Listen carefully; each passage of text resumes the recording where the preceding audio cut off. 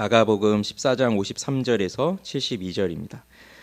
그들이 예수를 끌고 대제사장에게로 가니 대제사장들과 장로들과 서기관들이 다 모이더라. 베드로가 예수를 멀찍이 따라 대제사장의 집들 안까지 들어가서 아래 사람들과 함께 앉아 불을 쬐더라. 대제사장들과 온 공회가 예수를 죽이려고 그를 칠 증거를 찾되 얻지 못하니 이는 예수를 쳐서 거짓 증언하는 자가 많으나 그 증언이 서로 일치하지 못함이라. 어떤 사람들이 일어나 예수를 쳐서 거짓 증언하여 이르되 우리가 그의 말을 들으니 손으로 지은 이 성전을 내가 헐고 손으로 짓지 아니한 다른 성전을 사흘 동안에 지으리라 하더라 하되 그 증언도 서로 일치하지 않더라. 대제사장이 가운데에 일어서서 예수에게 물어 이르되 너는 아무 대답도 없느냐? 이 사람들이 너를 치는 증거가 어떠하냐 하되 침묵하고 아무 대답도 아니하시거늘 대제사장이 다시 물어 이르되 내가 찬송받을 이의 아들 그리스도냐? 예수께서 이르시되 내가 그니라. 인자가 권능자의 우편에 앉은 것과 하늘 구름을 타고 오는 것을 너희가 보리라 하시니 대제사장이 자기 옷을 찢으며 이르되 우리가 어찌 더 증인을 요구하리요? 그 신성 모독하는 말을 너희가 들었도다. 너희는 어떻게 생각하느냐 하니 그들이 다 예수를 사형에 해당한 자로 정죄하고 어떤 사람은 그에게 침을 뱉으며 그의 얼굴을 가리고 주먹으로 치며 이르되 선지자 노릇을 하라 하고 하인들은 손바닥으로 치더라. 베드로는 아랫뜰에 있더니 대제사장의 여종 하나가 와서 베드로가 불 쬐고 있는 것을 보고 주목하여 이르되 너도 나사렛 예수와 함께 있었도다 하거늘 베드로가 부인하여 이르되 나는 내가 말하는 것이 무엇인지 알지도 못하고 깨닫지도 못하겠노라 하며 앞뜰로 나갈새 여종이 그를 보고 곁에 서 있는 자들에게 다시 이르되 이 사람은 그 도당이라 하되 또 부인하더라. 조금 후에 곁에 서 있는 사람들이 다시 베드로에게 말하되 너도 갈릴리 사람이니 참으로 그 도당이니라. 그러나 베드로가 저주하며 맹세하되 나는 너희가 말하는 이 사람을 알지 못하노라 하니 닭이 곧 두 번째 울더라. 이에 베드로가 예수께서 자기에게 하신 말씀 곧 닭이 두 번 울기 전에 네가 세 번 나를 부인하리라 하심이 기억되어 그 일을 생각하고 울었더라. 아멘. 예전에 어느 분으로부터 이런 얘기를 들었습니다. 사업상 뭔가 잘못되었는지 검찰에 출두하라는 명령을 받았다는 겁니다. 그래서 검찰에 나가 조사를 받는데 그 검사실 의자에 딱 앉아 있는데 그냥 그 자리에 앉아 있는 것만으로도 두 무릎이 따닥따닥 부딪히면서 자기 의지와 상관없이 다리가 이렇게 떨리고 있더라는 겁니다. 그만큼 긴장되고 무서운 순간이었다는 것이죠. 내가 큰 잘못을 하지 않았어도 그냥 조사만 하러 오라고 해도 그 조사실에 불려가서 여러 가지 질문을 받는 것 자체가 인생에서 경험할 수 있는 가장 극도의 긴장 순간입니다. 오늘 새벽에 읽은 이 본문 속에서는요. 생사를 가름하는 질문을 받는 두 사람이 등장합니다. 한 분은 대제사장 앞에 끌려가 재판을 받으시는 예수님이시고 또 한 사람은 그의 수제자 베드로입니다.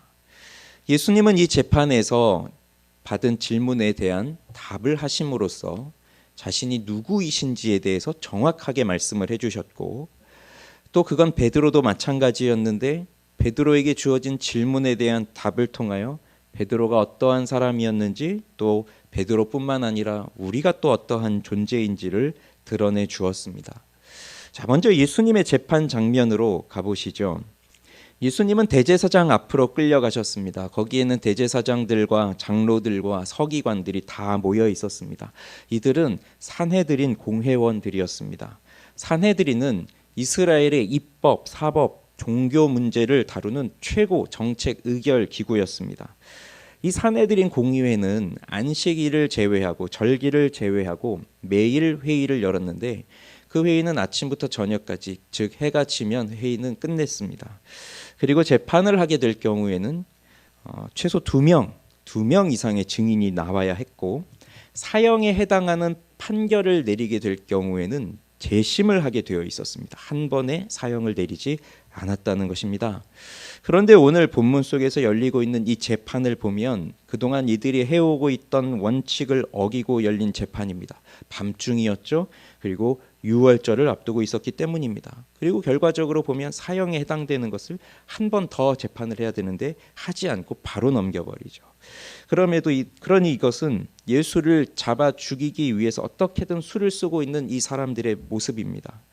어떻게든 예수를 죄인으로 확정을 해서 사형을 시키고 싶어 했던 이들이기 때문에 구색을 맞춰서 증인도 불렀습니다. 여러 증인들이 섭니다. 그런데 문제는 그 증인들의 증언마다 서로 일치하지 않는다는 겁니다. 재판에 있어서 가장 중요한 것은 일치된 증언이죠. 그런데 이런 기본조차 되지 않고 있습니다. 그럴 수밖에 없죠. 예수님은 죄를 범한 적이 없으시니 그러니 그럴 수밖에 없습니다. 그래서 성경은 이 증인들을 다 뭐라 하고 있냐면 거짓 증언을 하는 자들이라고 말하고 있습니다. 증언이 일치하지 않으니 이 모임의 재판장과도 같은 대제사장이 직접 질문에 나섭니다. 너는 아무 대답이 없느냐? 이 사람들이 치는 증거가 어떠하냐? 예수님은 이 질문에는 아무 대답을 하지 않으십니다. 침묵 그 자체이십니다. 그리고 대제사장이 다시 묻습니다. 네가 찬송받을 이의 아들 그리스도냐? 지금까지 예수님은 이와 비슷한 질문을 받으실 경우 제대로 답을 하신 적이 없으십니다. 그리고 그런 질문을 하시면 다른 질문으로 대답을 하셨죠. 그리고 예수가 그리스도다라고 하는 그 고백을 하는 사람들에게도 그 말을 하지 말라고 하셨습니다. 그런데 이번에는 다르셨어요. 네가 그리스도냐? 곧 네가 메시아냐? 그것을 묻고 있는 질문에 바로 답을 하셨습니다.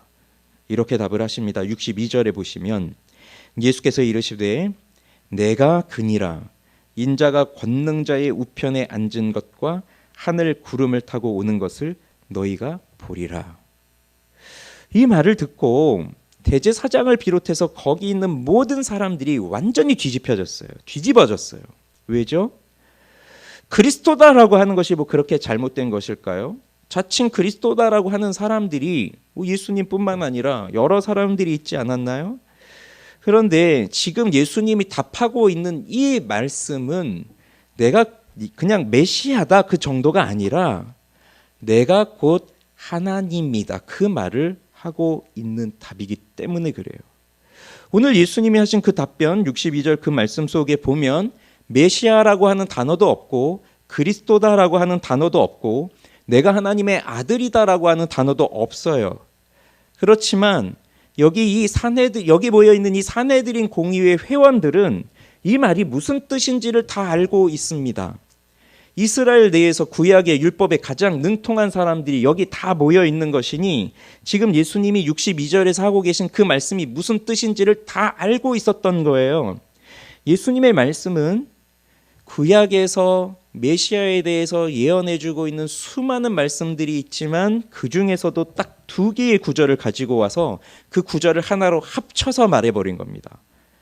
다니엘 7장 13절 내가 또 밤 환상 중에 보니 인자 같은 이가 하늘 구름을 타고 와서 옛적부터 항상 계신 이에게 나아가 그 앞으로 인도되매 이 말씀과 시편 110편 1절 여호와께서 내 주에게 말씀하시기를 내가 내 원수들로 내 발판이 되게 하기까지 너는 내 오른쪽에 앉아 있으라 하셨도다. 이 2개의 말씀을 합친 거예요. 그래서 내가 그다 인자가 권능자의 우편에 앉은 것과 하늘 구름을 타고 오는 것을 너희가 보리라 이 말씀을 하신 겁니다. 예수님은 그 메시아에 대하여 증거해 주는 수많은 구약의 구절들이 있는데 왜 하필 이 2개를 가지고서 하나로 만들어 버리셨을까요? 만약에 대제사장이 네가 그리스도냐? 라고 물어봤을 때 나는 세상 죄를 지고 가는 하나님의 어린 양이로다 라고 말씀을 하셨거나 나는 많은 사람의 대속물이 되기 위해 보냄받은 화목 제물이다 라고 말씀을 하셨거나 이사야 53장에 있는 것처럼 우리가 각기 제 길로 갔거늘 여호와께서는 그의 모든 죄를 그에게 담당하셨도다 이런 말씀을 하셨거나 하셨다면 어땠을까요? 우리는 그러한 말씀을 듣고 주님 감사합니다. 우리의 죄를 위해 죽으시니 감사합니다. 그렇게 감동을 받을지 몰라도 여기 있는 그 사람들은 그런 말을 들으면 이게 무슨 뚱딴지 같은 소리냐 그렇게 생각을 할 것이에요. 자신이 제물이 되어 죽겠다고? 미쳤구나 그런 정도밖에 생각을 못할 겁니다. 그런데 지금 여기서 예수님이 하고 있는 이 말씀은 차원이 다른 말씀이에요. 왜냐하면 인자가 하늘 구름을 타고 와서 항상 옛적부터 계신 이에게 나아간다. 즉 이것은 항상 옛적부터 계시니 그분이 바로 하나님이시거든요. 그분께로 나아간다는 것이고, 그 인자가 구름을 타고 오신다고 하는데, 구름은, 성경에서 말하는 구름은 하나님의 영광을 상징하고 있는 겁니다. 그리고 시편 말씀에 내 오른쪽에 앉아 있으라. 오른쪽은 왕권이죠. 네가 왕이 되겠다라고 하는 그 말씀이에요. 그러니 오늘 예수님이 하시는 이 말씀, 이것을 정리해 보면, 이해하기 쉽도록 다시 정리를 해보면, 내가 하나님께 인정을 받은 심판자로서 하나님의 영광과 함께 온 세상을 심판하기 위해서 올 것이다. 그리고 그것을 너희가 볼 것이다. 그 말이에요. 예수 그리스도가 누구이십니까? 하나님께 옳다 인정함을 받고 하나님의 영광 속에서 온 세상을 심판하기 위해 오실 심판주이십니다. 심판주예요. 그런데 지금 대제사장을 비롯한 이 사람들은 이 세상 나라에서 세상 나라의 권력을 갖고 심판하는 자리, 그 재판장의 자리에 앉아 있지만, 진짜 의로운 재판장을 그 죄인의 자리에 앉혀놓고 엉터리 재판을 하고 있는 그 꼴을 지금 보이고 있는 겁니다. 당시의 사람들은 메시아라고 해서, 그리스도라고 해서 그가 곧 하나님이라고 생각하지는 않았습니다. 그저 뛰어난 사람, 탁월한 사람, 우리를 이끌어줄 지도자, 이렇게 생각을 했었죠. 그런데 예수님은 내가 하나님이다.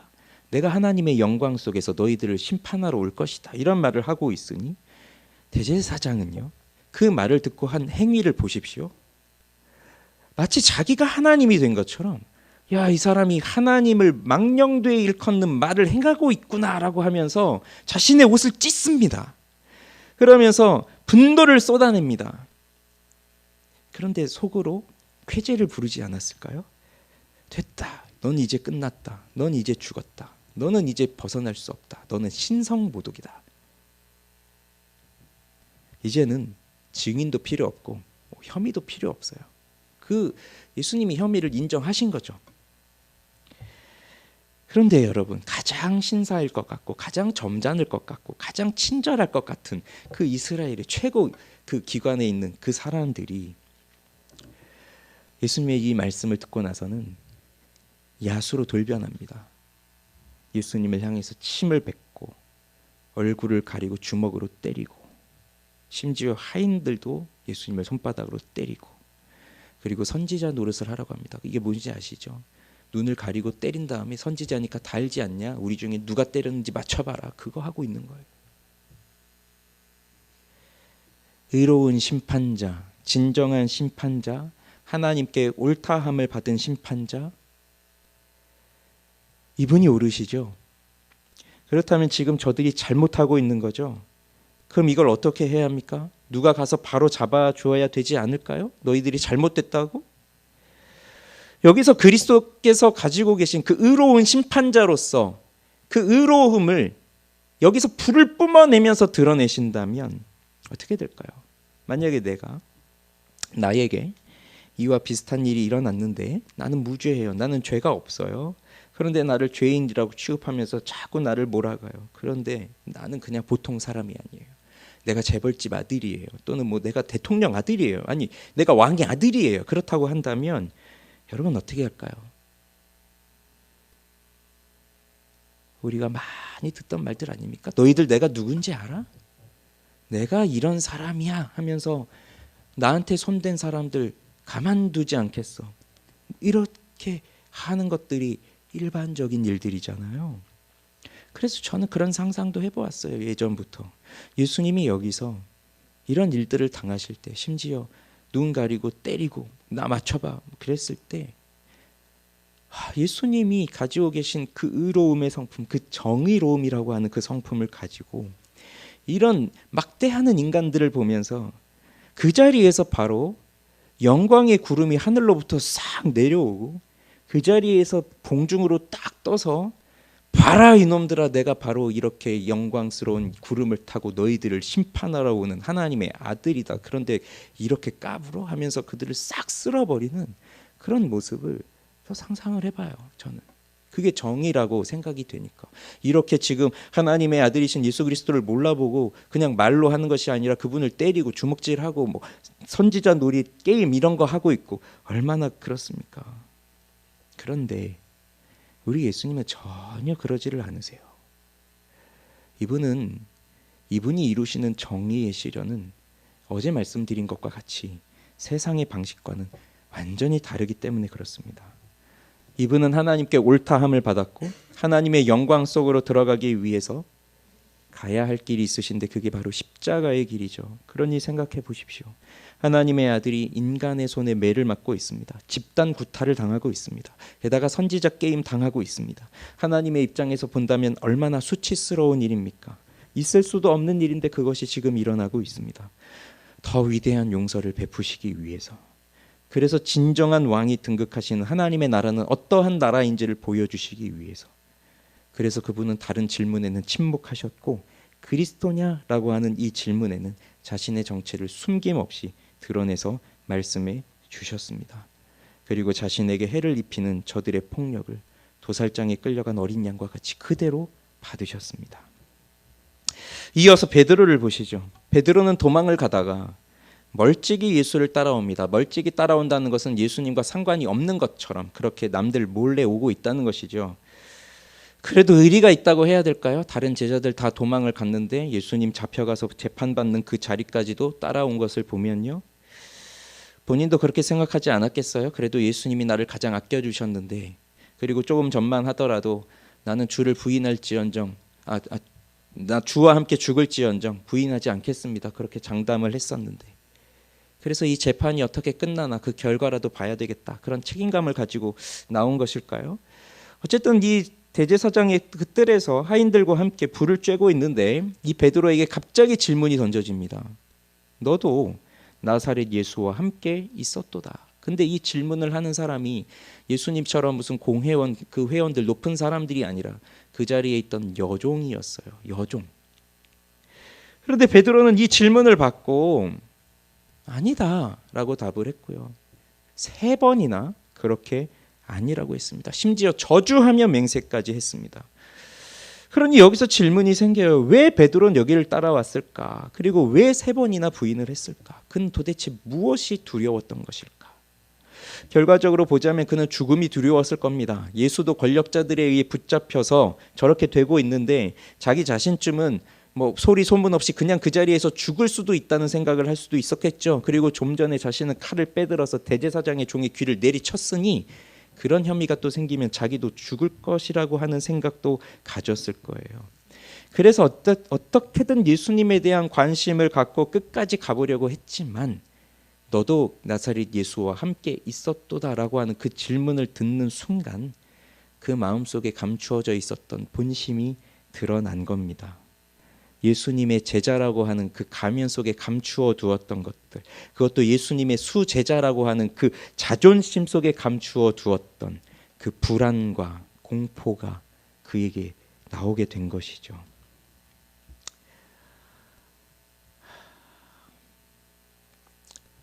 네가 오늘 이 밤 닭이 울기 전에 나를 3번 부인할 것이다 라고 하는 그 예수님의 말씀을 들었고 주와 함께 죽을지언정 난 주를 부인하지 않겠다라고 장담도 했고 칼을 뽑아서 적의 귀를 잘라냈던 이 사람이면 가장 용감스럽고 가장 믿을 만한 제자였겠지만 그러나 그렇게 장담하던 그도 가장 결정적인 순간에서는 본심이 드러나고 말았습니다. 그것도 여종의 질문에 아니라고 했습니다.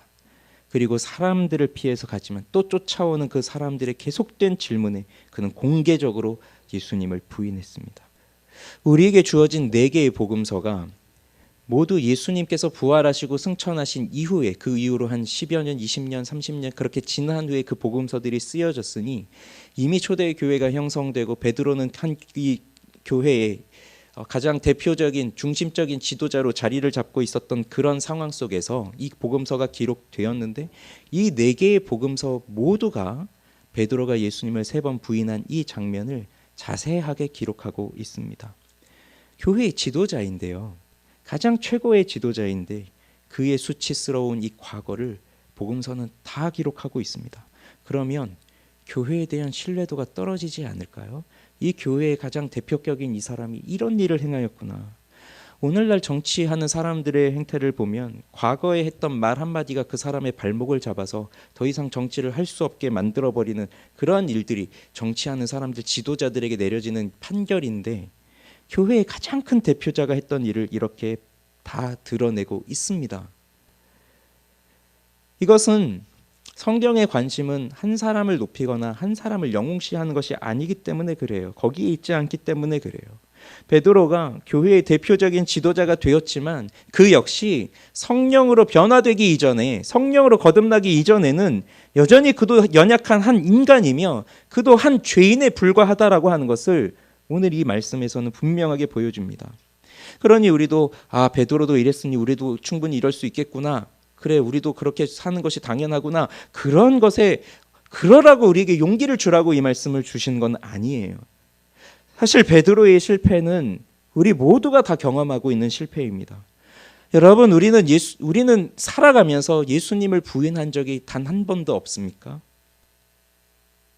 물론 우리가 살고 있는 지금 이 사회가요, 만약에 공산주의 국가나 또는 이슬람 국가나 뭐 이런 데서 살아가고 있다면 사람들이 너도 예수를 믿는 사람이지? 라고 하는 그 직접적인 질문으로 우리에게 물어볼 것이고, 그러면 그 순간에 그렇다, 아니다, 그렇게 하면서 시인하기도 하고 부인하기도 하고 그럴 것입니다. 그러나 우리가 살아가고 있는 사회는 그런 사회가 아니죠. 우리 대한민국 사회는. 그러니 그 누구도 우리에게 너가 예수 믿는 사람이구나, 그러니 너는 죽어야 되겠다, 그런 질문을 여러분 받아보신 적도 없을 겁니다. 그러나 우리가 살아가면서 정말 내 양심껏 난 예수님을 한 번도 부인한 적이 없다, 그런 적이 없으실 거예요.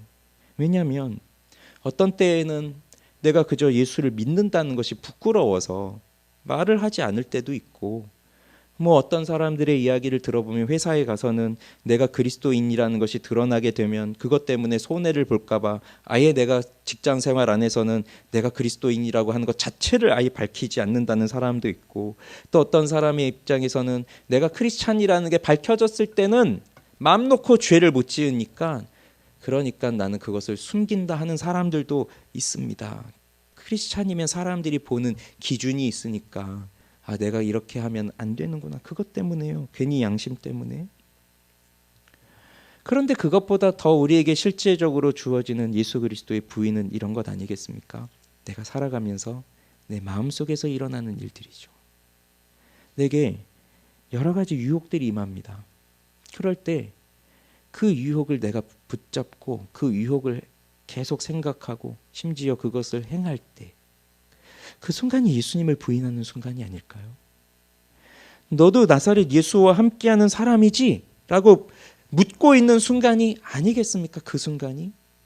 그런데 그 순간에 나는 한순간의 즐거움을 위해서, 아니면 한순간의 나의 편안함을 위해서 그것을 붙잡고 택하지만 그것은 곧 예수를 부인하는 것과 다름이 없습니다.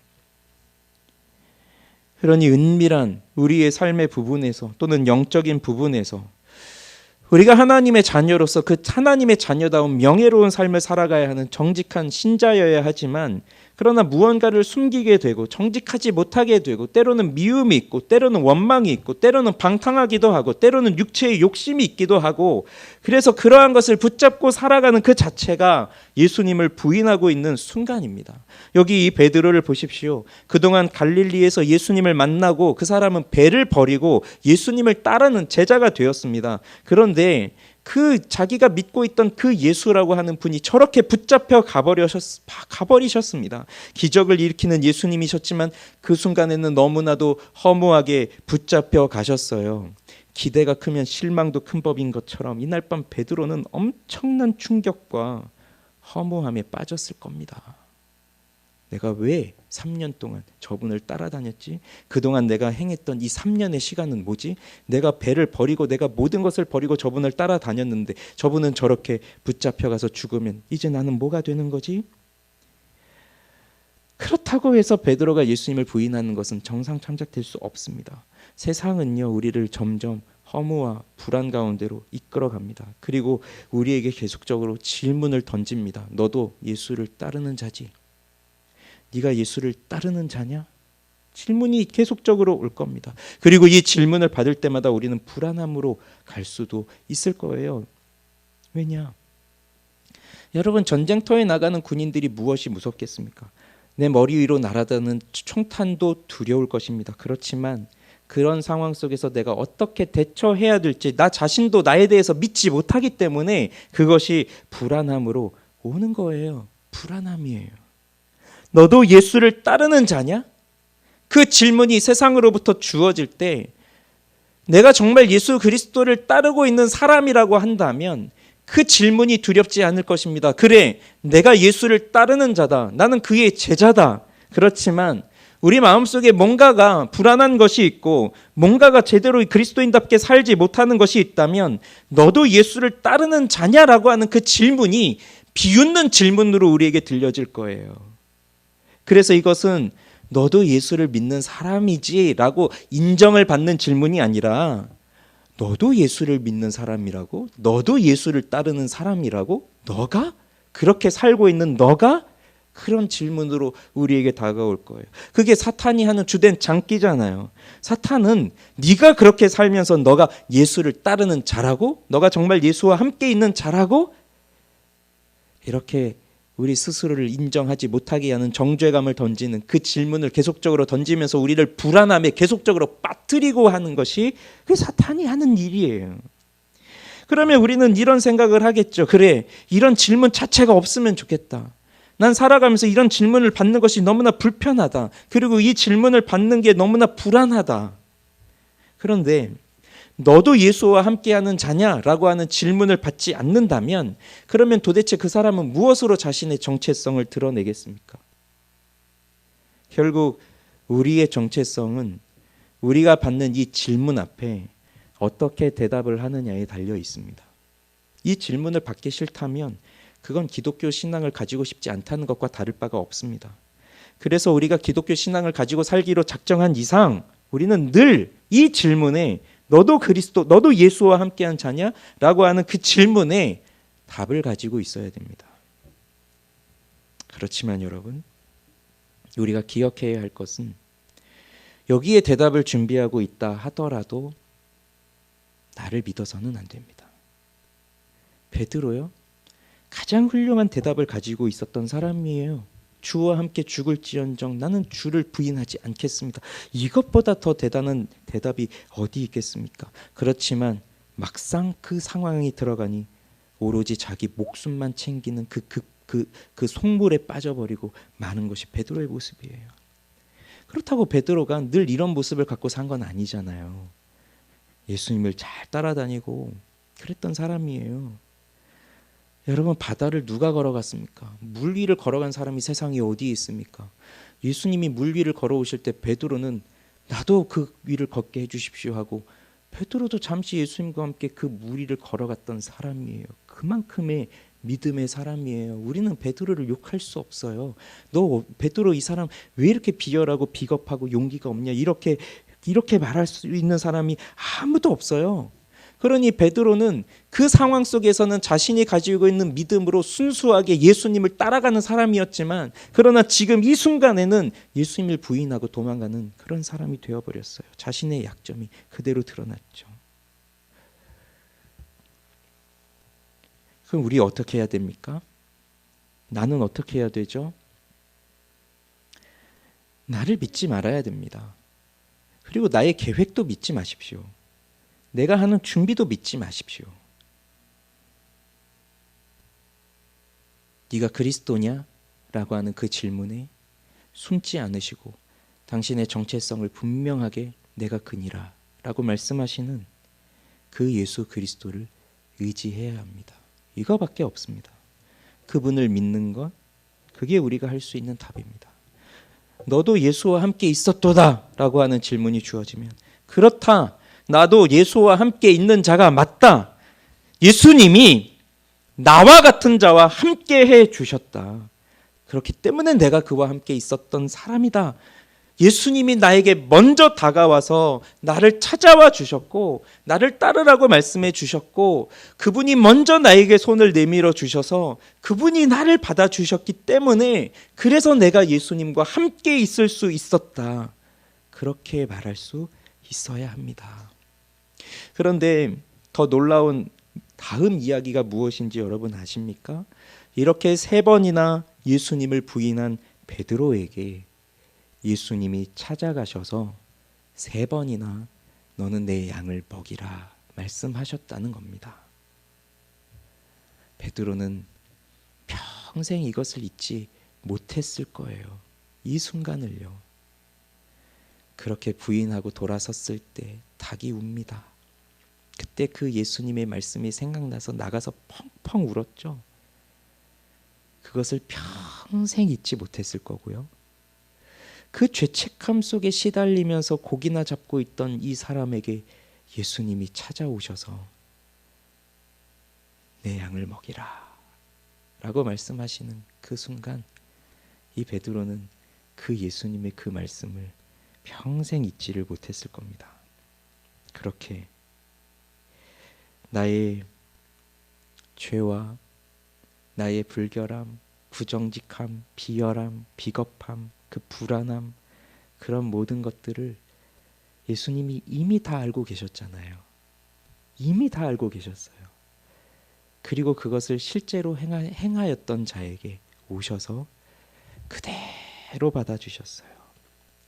바울이 한때는 자신이 교회를 박해하였던 폭행자요, 포행자요, 비방자였다라고 하는 것을 늘 생각하면서 나는 죄인 중에 괴수다. 현재형으로 그렇게 평생토록 고백하였듯이 베드로도 예수님을 부인하고 부인만이 아니었어요. 그렇게 저주하고 부인하고 있을 때 누가복음에 보면 예수님과 눈이 마주쳤어요. 그 자신을 바라보는 그 예수님의 눈빛을 이 사람이 잊을 수 있을까요? 그러니 그것을 떠올리면서 자신의 죄와 약함 그리고 나의 이 죄, 악한 죄 그것을 잊지 않고 나에게 찾아오셔서 내 양을 먹여라 라고 사명을 주시는, 그렇게 나를 받아주시는, 나를 용납해 주시는 그 예수님을 평생 잊지 못했을 겁니다. 그래서 베드로는 그 누구보다 예수를 사랑하는 사람이 되었고 이제는 다시는 주님을 부인하지 않는 사람이 되었습니다. 그래서 자신의 이 수치스러운 이야기를 기꺼이 동료 그리스도인들에게 하고 그리고 자신이 섬기고 가르치는 그 어린 후배 그 그리스도인들에게도 이 과거를 다 밝히고 너희도 나와 같이 되지 않기를 바란다는 그 마음속에서 이것을 기록하게 하지 않았겠습니까? 그러니 우리도 기억해야 합니다. 우리도 예수를 만나고 성령으로 변화되기 전까지는 아무리 그 사람이 겉으로 훌륭하고 좋은 기질을 가지고 있고 좋은 재능을 가지고 있고 성공하는 사람처럼 보인다 할지라도 그 사람은 자신이 가지고 있는 것으로 자신의 그 악한 모습들 그리고 연약한 모습들 비열한 모습들 그것들을 다 숨기고 살아가는 죄인일 뿐이라고 하는 것을 기억해야 돼요. 그래서 우리는 우리 주님을 믿고 의지할 수밖에 없습니다. 오늘 새벽에 제가 다시는 주님을 부인하지 않겠습니다. 그렇게 기도할 수 있습니다. 그렇게 결단할 수도 있습니다. 그러나 그것은 내 힘으로 되지 않습니다. 내 힘으로 내가 다시는 예수님을 부인하지 않겠습니다라고 한다면 그것은 오산입니다. 오로지 성령의 은혜가 우리에게 주어질 때 그것을 할 수 있습니다. 그래서 저는 바라는 바가 하나예요. 우리 교회에 이런 성령의 은혜를 부어주시는 것. 그래서 우리가 비록 작은 교회에 적은 수가 모여 있지만 그렇지만 여기 이 자리에 성령의 은혜가 부어지고 우리의 과거가 예수님을 부인하는 과거였다 할지라도 이것을 다 용서해 주신 주님의 사랑을 깨닫고 오늘도 우리에게 양떼를 맡겨주시는 그 예수님께서 주시는 그 사명을 따라 살아갈 수 있는 그 용기 있는 그리스도인들이 되는 것, 그 변화받은 그리스도인이 되는 것, 그것이 바라는 바입니다. 나 한 사람을 놓고 볼 때 얼마나 비겁합니까? 그 불안함과 공포 속에 그리고 그 때로는 허무함 속에 얼마나 우리는 비겁합니까? 그러나 성령의 충만함이 있을 때 우리는 그 모든 것을 극복하며 살아갈 수 있습니다. 그래서 너도 예수와 함께한 자냐? 그 질문에 당당하게 대답하고 끝까지 주님을 인정하며 살아가게 될 것입니다. 사랑하는 여러분, 그것이 우리가 기도해야 할 내용입니다.